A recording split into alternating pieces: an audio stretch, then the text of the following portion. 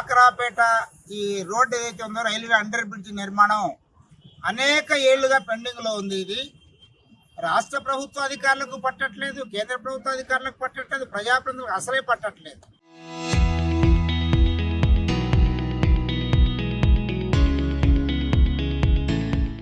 ఈ ప్రాంత ప్రజలు వేల మంది ప్రజలు సుమారుగా ఒక 35 గ్రామాల ప్రజలకు ఇబ్బందికరంగా ఉంది, ముఖ్యంగా రైతులకు ఇబ్బందికరంగా ఉంది. అట్లే ఈ కాలనీ ప్రజలు ఏదైతున్నారో కమలాపురం నియోజకవర్గంలో కడప మున్సిపల్ కార్పొరేషన్ నుండి ప్రజలకు ఇబ్బందికరంగా ఉంది. ఈ బ్రిడ్జి నిర్మాణం కేవలం 3 కోట్ల కన్నా కేటాయిస్తే పూర్తయిపోతుంది.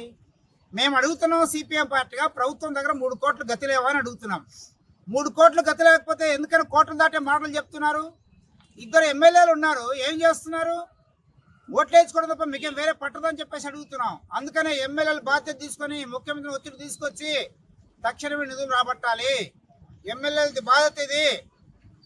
లేదంటే మాత్రం మొత్తం ఈ ప్రాంత ప్రజలందరినీ సమీకరించి సిపిఎం పార్టీగా అన్ని రాజకీయ పార్టీలు ప్రజా సంఘాలను కలుపుకొని పెద్ద ఎత్తున ఆందోళన చేస్తాం. రాజకీయంగా భ్రష్టు పట్టేది మీరు.